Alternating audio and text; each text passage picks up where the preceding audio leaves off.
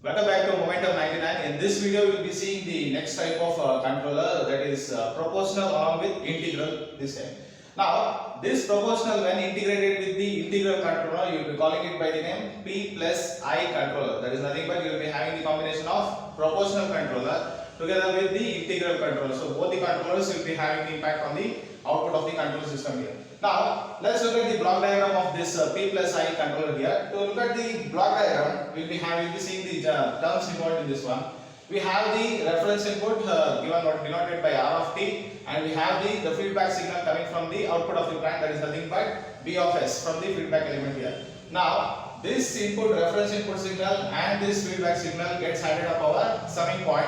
Any difference, this gives rise to the error signal E of t. This E of t, we know that it is fed as the input signal to our controller. Since the controller we are using here P plus I controller, we will be having the gain this one. Now we will be seeing how this gain will be obtained in the coming steps now. Now this error signal is fed as the input to our P plus I controller, and this controller, it gives us the manipulated signal here. Now whatever the output this P plus I controller is giving us, this manipulated signal will be sent as the input to our plant where the controlling action needs to be carried out here. So we know that to this controller we will be giving the error signal as the input signal here. Based on the error signal, this controller, it does this controlling action. Now here P plus I controller, it makes our output to be proportional to our input, and the integral controller, it integrates the with respect to the whatever the error signal we are giving to the controller here. Now this combined action gives us the manipulated signal. This manipulated signal is nothing but the corrective actions that should be taken up by the plant here. Now this plant, after taking this manipulated signal as the input here, it processes this manipulated signal in order to give us the output. Now this output is measured with the help of our feedback element here. Now this is how generally the controller works here. Now to have the mathematical relationship between the output of the manipulated output or the correction signal that is given out by our P plus I controller and the error signal, that is nothing but the input, there is nothing but the relation between the output and the input of our P plus I controller. We will be seeing this one now. Now here the manipulated output, that is nothing but the output of our P plus I controller, is equal to, we will be seeing this expression here. Now since we are using the proportional and integral controller, our relationship between this manipulated signal and the error signal, that is nothing but the input signal, we can see from this expression, it is nothing but the combination or the combined effect of the proportional controller. This Kp is nothing but the proportional gain constant, and the integral will be having the integral gain constant. We will be combining these two effects now. Now in the previous video, we have seen the individual functioning of these controllers here. So this relationship between the output and input is nothing but we will be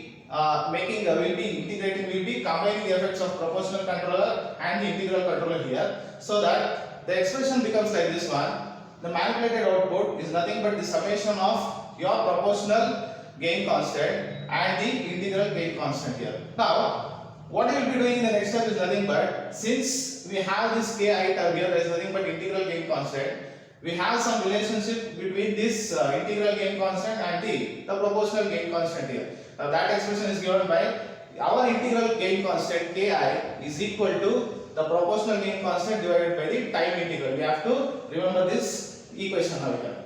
Now substituting this Ki value in this expression, I will be writing instead of Ki, Kp divided by Ti. That is evident from this formula here. Now we will be solving this one, we will be applying the Laplace transform here. Now we know that we have studied in the previous videos that Laplace transform is used to convert our time domain to frequency domain. Now in time domain we will be able to see what is the output of the system at a particular time, whereas in frequency we will be able to trace out what will be the output of the system for each and every cycle. That is the main purpose of converting from time domain to the frequency domain. Now after applying the Laplace transform, the LHS part, which is m of t, we will be writing it as m of s from time domain to the frequency domain here.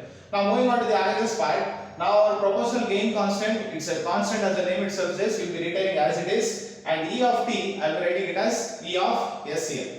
Plus the next term is this Kp and Ti, both are again the constants here, will be retaining as it is, and we have this integral of E of t with respect to dt. We will be integrating this P of t, that is nothing but error signal with respect to time here. Now what we do is, while applying the Laplace transform, this integral of dt I will be writing it as 1 over s. Now d by dt will be taking it as s. You have to remember this two things.